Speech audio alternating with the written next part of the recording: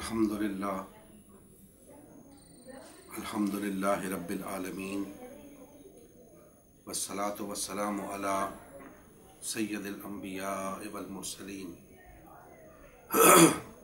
व अला आलिहि व अस्हाबिहि अजमईन। अम्मा बाद फ़अऊज़ु बिल्लाहि मिनश शैतानिर रजीम। बिस्मिल्लाहिर रहमानिर रहीम। वअतसिमू बिहब्लिल्लाहि जमीअन वला तफ़र्रक़ू। सदक़ल्लाहु मौलाना अज़ीम। मुहतरम मुसलमान भाइयों, अल्लाह जल्ल मजदहू का लुत्फ़ करम है, उसका एहसान अज़ीम है कि उसने हमें हक बात कहने की तौफीक बख्शी और न सिर्फ हक बात कहने की तौफीक बख्शी बल्कि हक बात कबूल करने की भी तौफीक बख्शी और फिर इस हक बात को तमाम इंसानियत और बिलखुसूस तमाम कलमा गो भाइयों तक पहुँचाने की भी तौफीक बख्शी। अल्लाह जल्ल मजदहू हमें मरते दम तक इस हक बात पर इस्तिकामत नसीब फरमाए।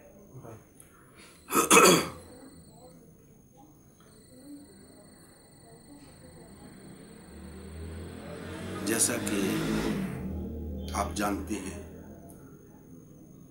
गुज़श्ता 4-5 खिताबात इसी मौजू के हवाले से हो चुके हैं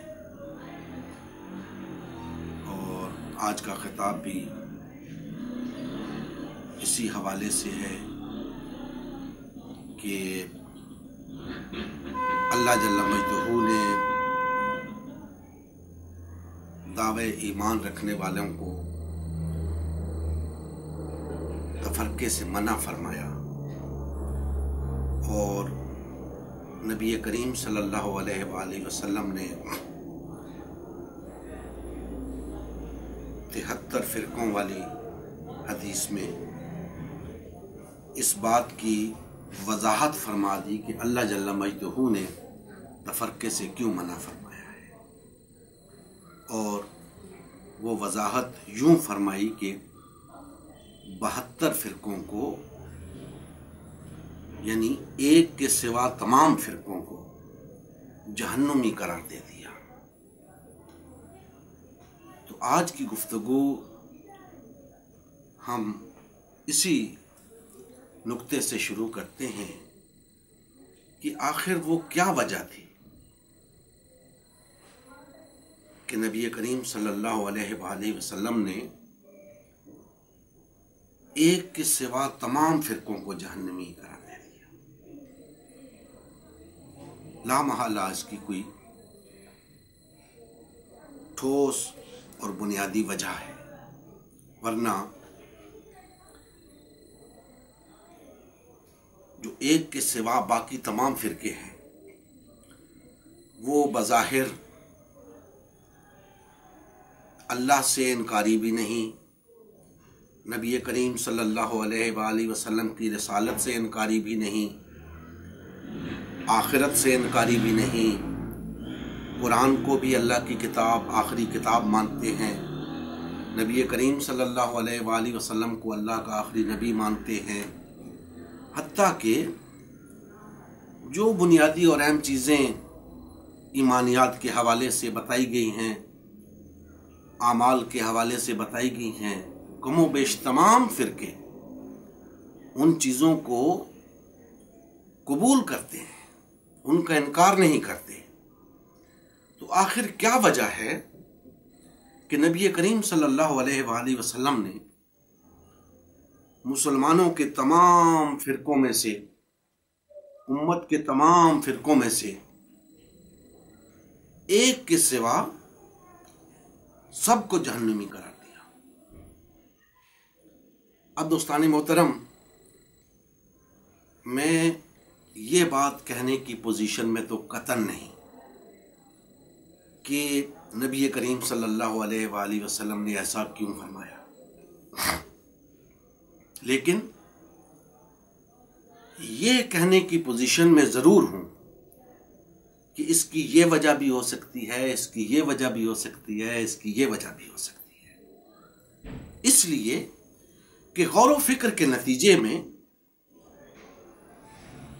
آپ کوئی نہ کوئی وجہ ضرور قائم کریں گے، کوئی نہ کوئی ایسی دلیل ضرور پیش کریں گے کہ ہاں یہ وجہ ہو سکتی ہے کہ نبی کریم صلی اللہ علیہ وآلہ وسلم نے ایک کے سوا تمام فرقوں کو جہنمی قرار دیا، حتیٰ کہ ایک نہیں کئی وجوہات پیش کی جا سکتی ہیں، اور جو وجہ بھی آپ پیش کریں یہ بات بہر طور طے ہے کہ ایک کے سوا تمام جہنمی ہیں۔ ہم کوشش کریں گے کہ وہ جتنی وجوہات غور و فکر کے نتیجے میں ہمارے سامنے آئیں ہم انہیں بیان کر دیں، تاکہ ہر کلمہ گو کی آنکھ کھل جائے، اسے اس بات کا احساس ہو جائے کہ اگر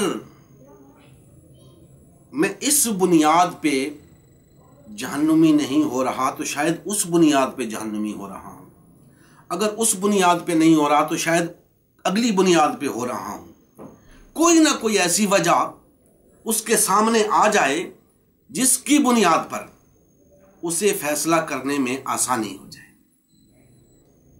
کیونکہ ایک کے سوا تمام فرقوں کا جہنمی ہونا قطعی قرار پا چکا، حتمی قرار پا چکا، اور ان تمام فرقوں سے وابستہ بھائیوں کو یہ بات جاننے کی اشد ضرورت ہے کہ نبی کریم صلی اللہ علیہ وآلہ وسلم نے ایک کے سوا تمام فرقوں کو جہنمی کیوں قرار دیا۔ اب دوستان محترم، اس پہ ہم کافی ساری بحث گزشتہ خطابات میں کر چکے ہیں، کچھ گفتگو آج بھی ہوگی، انشاءاللہ آئندہ بھی اس پہ گفتگو ہوگی، اور کوشش یہ کی جائے گی کہ اس عقدے کو جس حد تک ممکن ہے کھول دیا جائے، اور کوئی شخص یہ نہ کہے کہ مجھے سمجھ نہیں آئی کہ یہ 72 فرقے جہنمی کیوں قرار دیے جا رہے ہیں، ایک فرقے کو جنتی کیوں قرار دیا جا رہا ہے۔ دوستان محترم، آج کی گفتگو کے اندر ہم یہ سمجھتے ہیں، اور میں تمام صاحبان علم و فکر کو، صاحبان بصیرت کو، علماء کرام کو، مفسرین کو، مفکرین کو دعوت دیتا ہوں کہ آئیے اس موضوع پر لب کشائی کیجئے، وہ نقطہ سامنے لائیے جس کی بنیاد پہ نبی کریم صلی اللہ علیہ وآلہ وسلم نے ایک کے سوا تمام فرقوں کو جہنمی قرار دیا ہے۔ میں تو اپنی کسی کوشش کر رہا ہوں، آپ کی بھی ذمہ داری ہے کہ آپ اس موضوع کو ڈسکس کریں، زیر بحث لائیں، اور اپنے تئیں اپنی فکر کے تحت جس نتیجے پہ پہنچتے ہیں وہ نتیجہ سامنے لائیں۔ علماء کرام کے لیے اس موضوع پر خاموشی اختیار کرنا کتمان حق ہے، حق کو چھپانے کے مترادف ہے۔ یہ تو ممکن نہیں کہ کوئی شخص، کوئی عالم دین یہ کہہ سکے کہ جناب میں تو اس سے کوئی نتیجہ اخذ نہیں کر سکتا۔ کیوں نہیں کر سکتے؟ دین کا علم رکھتے ہو، کچھ نہ کچھ تم اس سے نتیجہ اخذ کر سکتے ہو۔ آخر میں جو اس کی کئی وجوہات بیان کر رہا ہوں، آپ ایک وجہ بھی بیان نہیں کر سکتے؟ آپ کو جو نتیجہ آپ اخذ کر سکتے ہیں وہ اخذ کرنا چاہیے اور اس کو بیان کرنا چاہیے۔ ہاں، یہ ضرور ہے کہ اس بنیاد کو جو آپ بیان کریں گے اس کی کوئی لاجک ہونی چاہیے، ایسے نہیں جیسے کہ آج اکثر علماء کرام کی طرف سے یہ بات سننے کو ملتی ہے، بڑی بے تکی سی دلیل، بڑی بودی سی بات کہ جناب ہر فرقے کے اندر اچھے لوگ موجود ہیں، ہر فرقے کے اندر نیکوکار لوگ، دین پر کاربند لوگ موجود ہیں، وہ تمام لوگ ایک فرقہ بنتے ہیں۔ کیسی بے تکی بات ہے کہ وہ تمام لوگ ایک فرقہ ہیں جو اس وقت 73 فرقوں میں بیٹھے ہیں۔ بھائی وہ 73 میں بیٹھے ہیں الگ الگ، تو وہ کیسے ایک فرقہ ہیں؟ فرقے تو وہ 73 ہیں، وہ ان میں سے 4 اس فرقے میں بیٹھے ہیں، 4 اس فرقے میں بیٹھے ہیں، 10 اس فرقے میں بیٹھے ہیں، 20 اس فرقے میں بیٹھے ہیں، کہتے ہیں جی وہ سب ایک فرقہ ہیں۔ تو حضور نے تو ایک فرقے کے سوا تمام فرقوں کو جہنمی قرار دیا، آپ کہتے ہو نہیں ہر فرقے کے اندر اچھے لوگ موجود ہیں۔ کس بنیاد پہ؟ صرف یہ دیکھ کر کہ وہ نماز روزے کے پابند ہیں، انہوں نے اپنے حلیے متشرع بنائے ہوئے ہیں، وہ بڑے بڑے علماء ہیں، وہ بڑے بڑے مشائخ بنے ہوئے ہیں، اس بنیاد پہ یہ کوئی پیمانہ نہیں۔ میں پہلے عرض کر چکا ہوں کہ آپ کی یہ دلیل بے معنی ہے، کوئی دلیل پیش کرو۔ آج میں ایک دلیل آپ کے سامنے رکھتا ہوں، پہلے بھی بات ہوئی اس پہ، لیکن ایک دلیل آج رکھتا ہوں کہ نبی کریم صلی اللہ علیہ وآلہ وسلم نے اپنی امت کے 73 فرقوں میں سے ایک کے سوا سب کو جہنمی کیوں قرار دیا؟ اس لیے کہ مسلمانوں کا ایک سے 2 فرقوں میں تقسیم ہو جانا ممکن ہی نہیں، ایک سے 2 فرقوں میں تقسیم ہو جانا ممکن ہی نہیں۔ جیسے ہی وہ 1 سے 2 ہوں گے ان میں سے ایک جنتی قرار پائے گا، ایک جہنمی۔ لہذا مسلمانوں کا تو ایک ہی گروہ رہ گیا۔ اب اس میں سے پھر اگر تقسیم ہوتے ہیں تو جو وہاں سے نکلے گا، نیا فرقہ بنائے گا، نئی پارٹی بنائے گا، وہ جہنمی ہو جائے گا، جو دوسرا ہوگا وہ جنتی ہوگا۔ اب ان لوگوں کو جو فرقے بنے ہیں، جہنمی فرقے بنے ہیں، اگر جنتی فرقہ بننا ہے تو اس کے لیے انہیں لوٹنا پڑے گا جہاں سے وہ آئے تھے، واپس اسی جماعت میں جانا ہوگا، تب جا کر وہ ایک فرقہ بن سکتے ہیں، تب جا کر وہ جنتی بن سکتے ہیں، ورنہ اس ایک فرقے کے سوا 72 نہیں 72,000 فرقے بن جائیں، سب کے سب جہنمی ہوں گے۔ کیوں؟ کہ مسلمانوں کے ہاں دوسرے گروہ کا تصور ہی نہیں۔ دوسرا گروہ بنانا دائرہ اسلام سے خارج ہونا ہے، دائرہ اسلام سے نکلنا ہے، اس گروہ سے الگ ہو کر کسی شخص کا دعوی اسلام اللہ کی بارگاہ میں قابل قبول نہیں۔ یہاں وہ جو مرضی ہے کہتا رہے، جیسا کہ آج 73 کے 73 فرقے دعویٰ کر رہے ہیں کہ ہم دار اسلام میں ہیں، ہم مسلمان ہیں، ہم سے بڑا مومن کوئی نہیں۔ اللہ کے رسول فرما رہے ہیں کہ مومن تو ایک ہی گروہ ہیں، مسلم تو ایک ہی گروہ ہیں، باقی تو سب جہنمی ہیں۔ تو یہ ایک کے सिवा सब को जहन्नुमी इसलिए करार दिया कि एक ना हो तो फिर वहदत खत्म हो जाती है। एक ना हो तो वहदत खत्म हो जाती है, यानी दो भी हो जाएं तो वहदत नहीं रहती। और इस पर इतने नुकात हैं, इस पर इतनी बात हो सकती है कि अगर मैं मजीद 10 खिताबात सिर्फ इस एक वजह पर बयान करने शुरू कर दूं तो हो सकते हैं, क्योंकि ये वो बुनियादी नुक्ता है मेरी निगाह में कि जिसकी बुनियाद पे नबी करीम सल्लल्लाहु अलैहि वसल्लम ने एक के सिवा तमाम फिरकों को जहन्नुमी करार दिया। क्योंकि मुसलमानों का एक ही ग्रोह होता है। जब दीन एक है तो फिर फिरके दो नहीं हो सकते। दो फिरकों का मतलब है दो अदियान, दो अदियान का मतलब है दो रसूल, दो रसूलों का मतलब है दो खुदा। क्योंकि एक रसूल सच्चा तो एक ही होगा। अगर दो ग्रोह बन जाते हैं तो उनमें से सच्चा रसूल तो एक ही होगा, दूसरा रसूल झूठा करार पाएगा।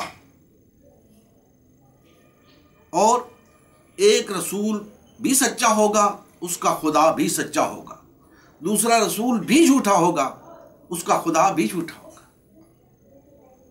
ऐसा मुमकिन नहीं कि एक रसूल के पैरोकार दो ग्रोहों में तकसीम हो जाएं। मसलन मैं अर्ज करता हूं, मैंने पहले भी आपसे कहा कि मैं कादियानियत को साथ साथ डिस्कस करूंगा, ताकि एक तो ये बात वाज़ेह होती जाए कि कादियानियत का इस्लाम के साथ कोई ताल्लुक नहीं, कादियानियत का मुसलमानों के साथ कोई ताल्लुक नहीं, कादियानियत का नबी करीम सल्लल्लाहु अलैहि वसल्लम से कोई ताल्लुक नहीं। और दूसरा ये कि लोग उन्हें शायद मुसलमानों का फिरका समझते हैं, तो ये बात भी वाज़ेह हो जाए कि वो मुसलमानों का फिरका भी नहीं।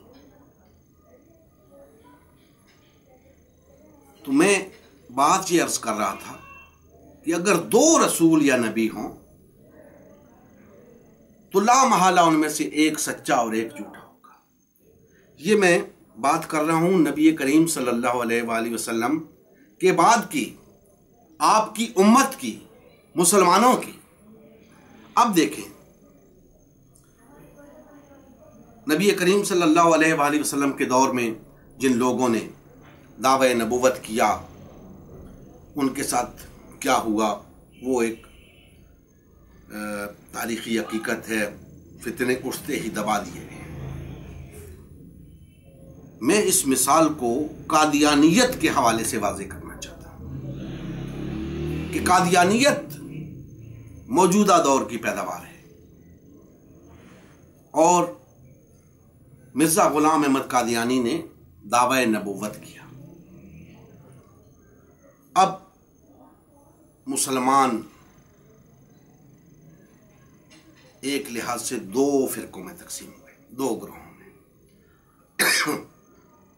एक के नबी हजरत मोहम्मद सल्लल्लाहु अलैहि वसल्लम और दूसरे ग्रोह के नबी मिर्जा गुलाम अहमद कादियानी।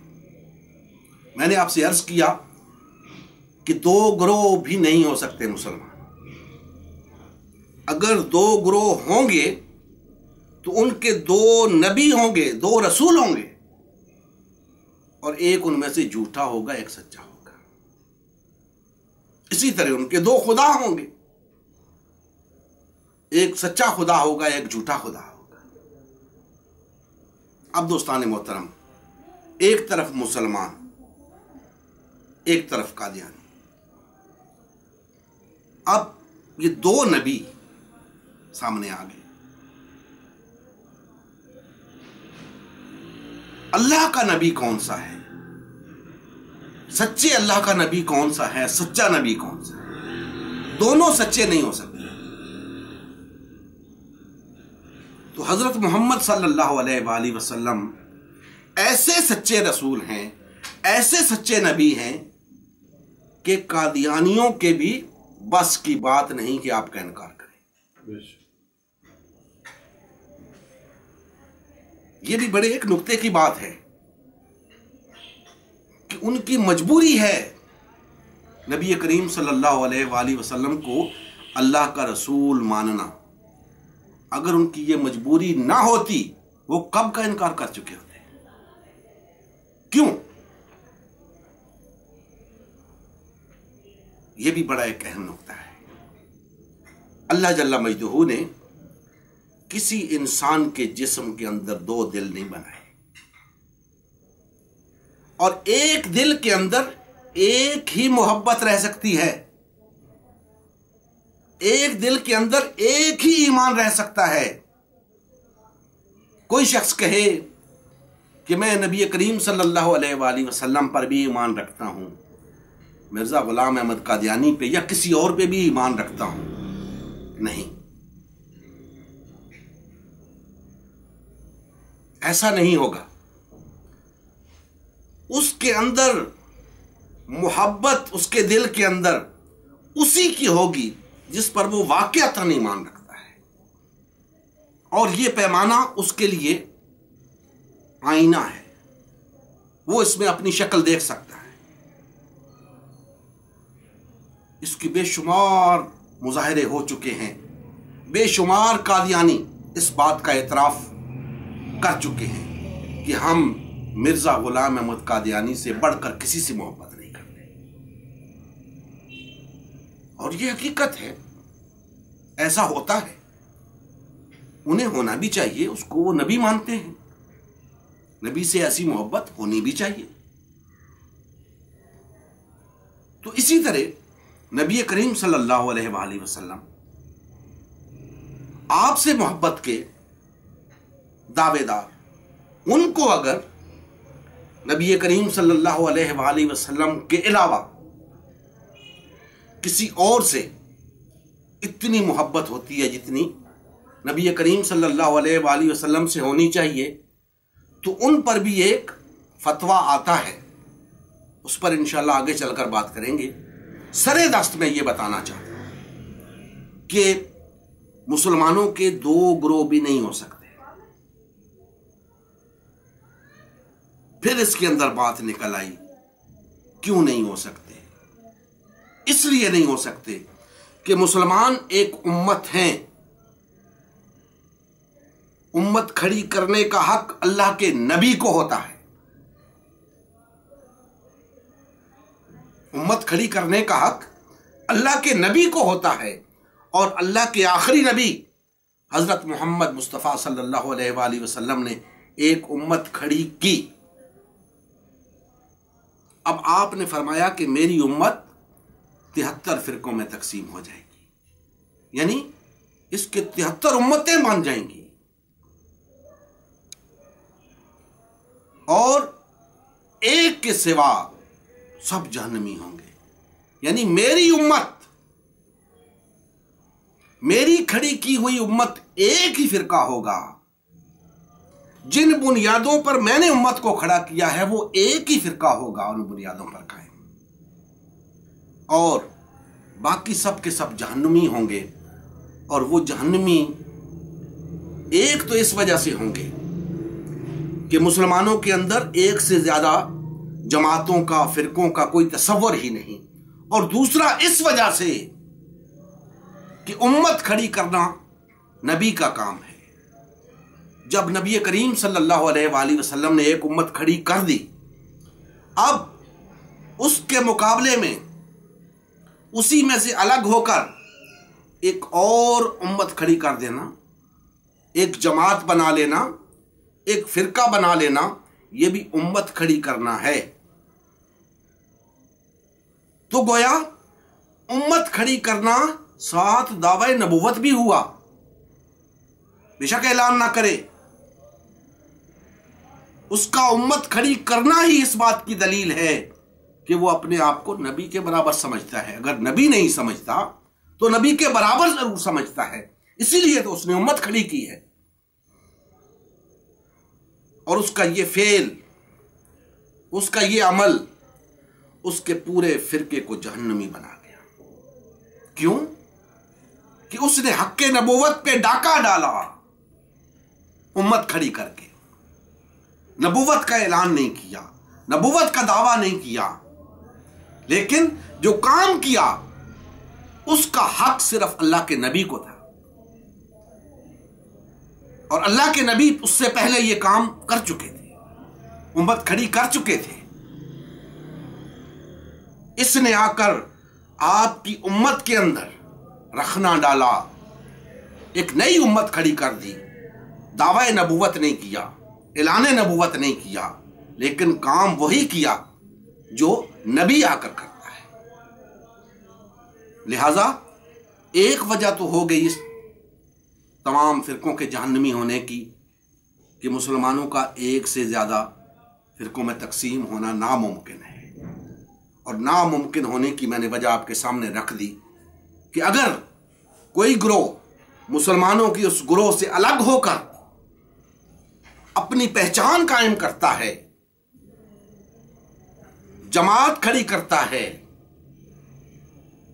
ایک نیا فرقہ کھڑا کرتا ہے، تو وہ گویا نبوت کا دعوے دار بن گیا،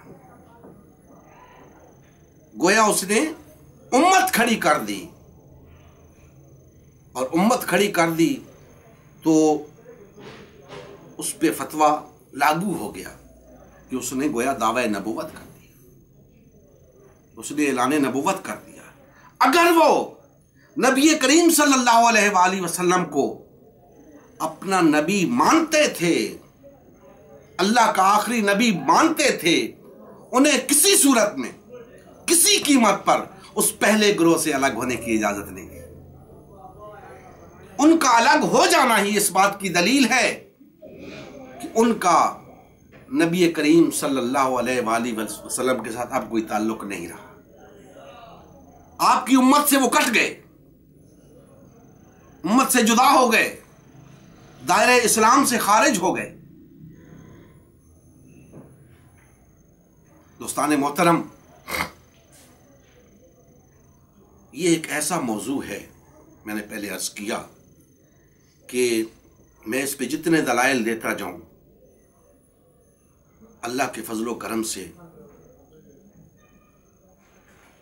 بہت سے دلائل اس موضوع پر میرے پاس موجود ہیں، اس موضوع کی وضاحت کے لیے کہ مسلمانوں کے دو فرقے بھی نہیں ہو سکتے، چاہے جائے کہ 72 یا 72,000 مسلمانوں کو بہر طور ایک ہی جماعت بن کے رہنا ہے۔ دوسرے فرقے کا بننا اس کے جہنمی ہو جانے کی قطعی دلیل ہے۔ لہذا اب ان تمام بھائیوں کو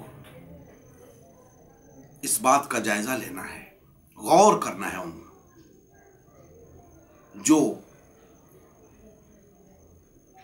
اس وقت ان تمام جہنمی فرقوں کے ساتھ وابستہ ہے۔ دیکھیں، میں نہ کسی فرقے کا نام لے رہا ہوں، نہ کسی فرقے کا نام لینا چاہتا ہوں۔ اس کی وجہ یہ ہے کہ یہ بات طے شدہ ہے۔ میں جو بات اپنے کلمہ گو بھائیوں کو سمجھانا چاہتا ہوں کہ یہ بات طے شدہ ہے کہ جتنے بھی فرقے ہیں ایک کے سوا سب جہنمی ہیں، تو اس پہ کسی کا نام لینے کی کیا ضرورت ہے؟ جب یہ طے ہے کہ سب کے جنتی نہیں ہو سکتے، ایون کہ دو بھی جنتی نہیں ہو سکتے، ایک صرف ایک جنتی گروہ ہے۔ اور یہ میرے خیالات نہیں، یہ کوئی میری فکر نہیں، میں نے اس کے لیے نبی کریم صلی اللہ علیہ وآلہ وسلم کی حدیث مبارکہ آپ کے سامنے رکھی ہے، قرآن مجید کی آیت آپ کے سامنے رکھی ہے۔ میں زیادہ حوالہ جات کی طرف نہیں جا رہا، اس لیے نہیں جا رہا کہ ضرورت فکری طور پر یہ بات سمجھانے کی ہے، اس معاملے کے اندر جو فلسفہ پنہا ہے وہ بات سمجھانے کی ضرورت ہے۔ اسی کی میں نے علماء کرام کو دعوت دی ہے کہ آپ کیوں نہیں غور فرماتے، آپ کیوں نہیں اس نقطے پر بات کرتے، آپ کیوں نہیں لوگوں کو یہ بات سمجھاتے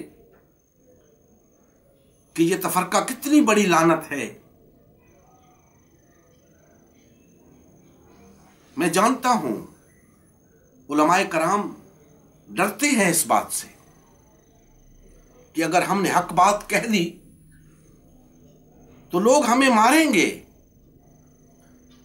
لوگ ہمیں کہیں گے کہ ہمیں تو ساری زندگی آپ نے دوسرے کام پہ لگائے رکھا، یہ بات آج بتا رہے ہو، ہماری زندگیاں جہنمی فرقوں کے ساتھ گزر گئیں، حق بات ہمیں آج بتا رہے ہو، آج ہم سے کہہ رہے ہو کہ تم جہنمی فرقے کے ساتھ وابستہ ہو۔ تو علماء کرام کو خوف ہے اس بات کا، ڈر ہے انہیں اس بات کا۔ کوئی بھی عالم دین اس بات کو کما حق ہو بیان کرنے کی پوزیشن میں نہیں، گول مول بیان کر دیں گے، ایسی بات بیان کریں گے کہ نہ کسی کی سمجھ میں آئے نہ کوئی سوال کرے۔ آپ کو یاد ہوگا پچھلے دنوں ٹیلی ویژن کے اوپر ایک پروگرام چلا ARY پہ کاشف عباسی صاحب کا، تو اس میں ہمارے جو ملک کے اندر بڑے بڑے 4-5 فرقے موجود ہیں، ان کی علماء کرام کو دعوت دی گئی اور کاشف عباسی صاحب مبارکباد کے مستحق ہیں کہ انہوں نے ایک بڑا ہی منفرد قسم کا عنوان ان کے سامنے رکھا کہ یہ فرقہ واریت کیا ہے، فرقہ کسے کہتے ہیں، اور اس حوالے سے بڑے اچھوتے سوال انہوں نے رکھے لوگوں کے سامنے، ان علماء کرام کے سامنے۔ بڑے افسوس کے ساتھ کہنا پڑتا ہے، بڑے دکھ کے ساتھ کہنا پڑتا ہے کہ ان تمام علماء کرام نے وہاں پہ حق کو چھپایا۔ کاشف عباسی چیختا رہا کہ مجھے بتاؤ کہ وہ ایک فرقہ کون سا ہے، میں اس کے ساتھ شامل ہونا چاہتا ہوں، لیکن کسی عالم دین کو جرأت نہ ہوئی یہ کہنے کی کہ ہاں ہم وہ فرقہ ہیں، اور کسی کو یہ بتانے کی ہمت نہ ہوئی کہ وہ 72 جہنمی فرقے کون سے ہیں۔ حتیٰ کہ جب کاشف عباسی نے سوال کیا ایک عالم سے دوسرے سے کہ کیا آپ فرقہ ہیں، انہوں نے ماننے سے انکار کر دیا اور یہ بتانے سے بھی انکار کر دیا کہ فرقہ ہوتا کیا ہے۔ وہ کہتے ہیں فرقہ صرف وہ ہوتا ہے جو ایک دوسرے کو گالیاں دیتے ہیں، جو ایک دوسرے کو مارتے ہی پیٹتے ہیں، قتل و غارت کری کرتے ہیں۔ ارے یہ تو دہشت گرد ہوتے ہیں، انہیں فرقے کہتے ہو؟ یہ تو دین دشمن ہوتے ہیں، تم انہیں فرقے کہتے ہو؟ یہ تو انسانیت کے دشمن ہیں، تم اپنی بابت کیوں نہیں کہتے کہ تم فرقہ ہو یا نہیں؟ بھائی کہ ہم سے کوئی پوچھے کہ آپ فرقہ ہو تو ہم ہیں، ہم ایک فرقہ ہیں۔ کوئی شخص بھی اس وقت جو کلمہ گو افراد کے درمیان موجود ہے وہ اس بات سے انکار نہیں کر سکتا کہ اس کا تعلق کسی فرقے سے نہیں ہے، اس کا تعلق۔ لیکن افسوس ہے ان علماء کرام پر کہ یہ حق بات کہنے سے کتراتے ہیں، حق بات کو چھپاتے ہیں، عوام کو کنفیوز کرتے ہیں، اور اس کنفیوژن میں عوام گمراہ ہوتی ہے. گویا عوام کی گمراہی انہوں نے اپنے ذمہ لے رکھی ہے. دوستان محترم، قصہ مختصر کہ اللہ کے نبی صلی اللہ علیہ وآلہ وسلم نے بلا وجہ نہیں فرمایا کہ میری امت کے تمام فرقوں میں سے ایک کے سوا سب جہنمی ہوں گے. میں نے کوشش کی کہ اس ایک کے سوا سب کے جہنمی ہونے کی جو جو وجوہات میری سمجھ میں آئیں وہ آپ کے سامنے کچھ بیان کی، کچھ انشاءاللہ آئندہ دروس کے اندر بیان کروں گا، اور کوشش یہ کروں گا کہ کوئی ایسی بات جو میرے علم میں ہے اس حوالے سے اسے عوام تک پہنچاؤں، اپنے کلمہ گو بھائیوں تک پہنچاؤں، اور علمی بددیانتی نہ کروں. علمی بددیانتی نے ہمیں بہت نقصان پہنچایا ہے. اللہ جل مجدہ ہمارے حال پہ رحم فرمائے اور ہمیں کما حق ہو اس مشن میں کامیابی عطا فرمائے. وما علینا الا البلاغ.